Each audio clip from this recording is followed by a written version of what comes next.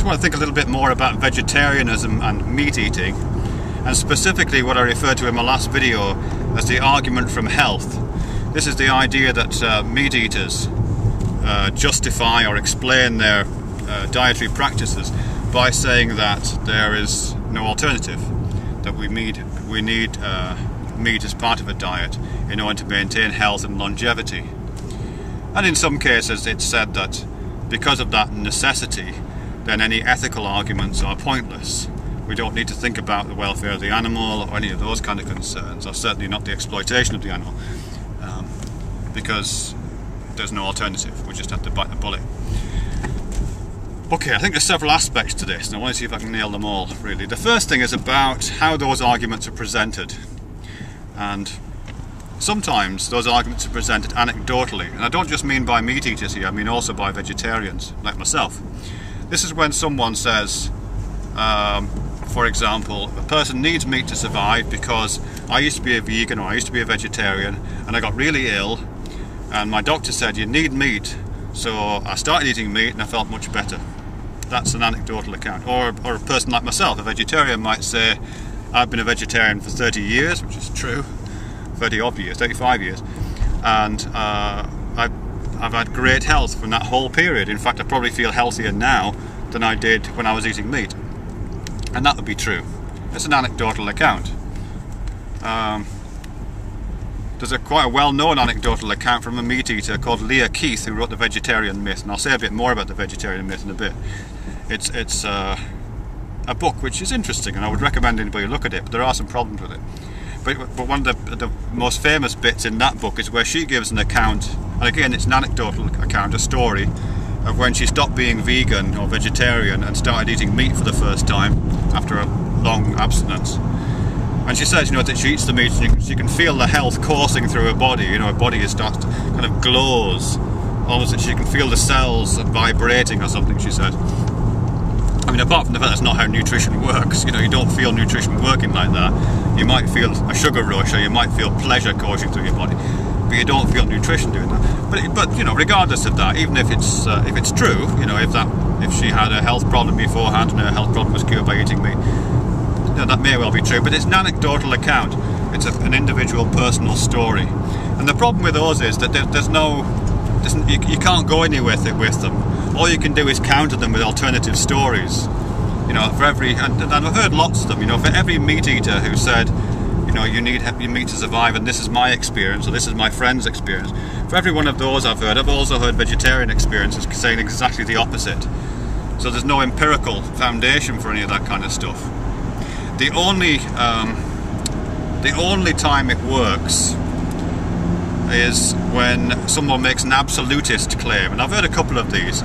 You know, it's kind of black swan argument technique. If someone says it's absolutely impossible for anyone to survive on a vegetarian diet, then you only need one single story to counter that. And it's called a black swan argument because, you know, if someone to say there is no such thing as black swans, you would only need to produce one black swan, just, you know, to knock the whole argument out of the water. So it's the same thing with vegetarianism. And I have to say, Leah Keith, again, the woman who wrote Vegetarian Myth, I don't think it was in that book, I think it was elsewhere, she does say at one point that all vegetarians who claim not to eat meat and are healthy must be lying. She says they must be sneaking bits of meat when no one's looking, otherwise they couldn't possibly be healthy.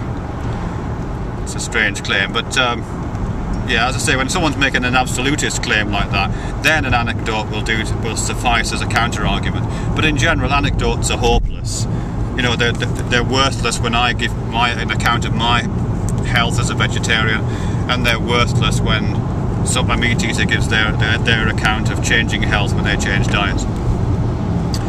Okay, that's the first thing. Second thing to do with health is, let's just say, and I think there's good evidence for this actually, let's just say that the optimal diet for humans right now, the optimal diet, the most healthy, the one that gives the most longevity, does indeed contain a piece of meat, some meat. And I think I'm probably right in saying that there's some evidence to support that. It's a small amount of meat and it's mostly white meat and fish. But that seems to be the case. If you don't take supplements of any kind, you're not carefully monitoring your diet, seems like the best diet right now is one that contains bits of meat, white meat and fish, low fatty meats and fish. I mean, what that says to me is that the whole idea that there's a divide between vegetarians and meat eaters, which conveniently locks into a divide over healthy diets, is just bogus. There's a healthy diet, and then there's unhealthy diets, or less healthy diets. But as I say, it doesn't break across the vegetarian meat eater divide. You know, there are people who eat that healthy diet of, you know, mostly, you know, fresh fruit and vegetables, grains, pulses, those kind of things, and chicken and fish. And then there's the rest of us who either eat less than optimal vegetarian diets or less than optimal omnivore diets, meat containing diets. It doesn't work to defend meat on the grounds of health if what you're arguing for is a diet that contains lots of red meat, lots of burgers, you know, those kind of things. So that's just bogus, I think. So I got to concentrate. There's a lot of traffic in the road. Do this bit. Okay, there's that. I mean, the third thing, and this is the most kind of complex thing for me at least, is to do with the relationship between ethics and meat eating.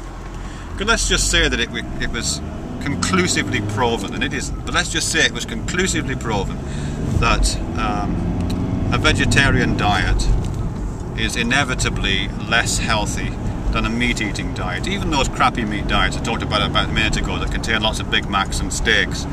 And it was conclusively proven that if you eat meat, you're going to live 5 years longer, and some kind of quality of life health measure indicates that it's going to be 5% higher. Let's just say that. You get 5 years more life, and your overall quality of life is 5% more if you eat meat. Does that make it okay? I mean, because there still is this ethical question. I mean, that's what I was trying to get at in my original video, which I don't think I got to particularly well. You know, what you're basically doing at that point is it's a bit of accountancy, isn't it? You're saying, this 5 years of my life, this 5% knocked off the quality of my life, is worth the, you know, whatever it is, number of animals that are being consumed, whatever it is amount of suffering that your diet necessitates. Because in a lifetime you must go through a lot of meat. A lot of meat. I mean, something like 20 billion animals are killed a year in the States, aren't they? I don't know how much it is worldwide, but it's a hell of a lot. 20 billion. You know, so each one of us, or each meat eater, I guess, in a lifetime, must go through hundreds of chickens, dozens of turkeys, tens or possibly even hundreds of sheep or lamb or cows. You know, plus the odd other thing, and of course tons of fish. Must do it. You know, that's a lot of death and destruction and suffering, isn't it? So is it worth it just for 5 extra years at the end of your life, or this little bit of an increase in your quality of life, which you could probably gain elsewhere? You know what I mean? You could probably increase your quality of life easier by doing something else rather than eating meat.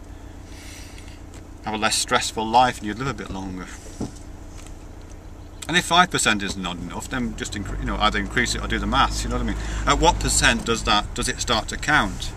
If you discovered that all this meat actually adds only 1 year to your life and doesn't touch your quality of life at all, then what? Then would it do it? You know, if you can just imagine the various figures that you could put into that mix, you know, what you're really doing is balancing some possible notion of quality of life or life extension with the massive amounts of suffering. So there's an economy there, isn't there? Yeah. Anyway, that's that. I'm going to stop here because I've got a roundabout coming up and I know it's dizzy making.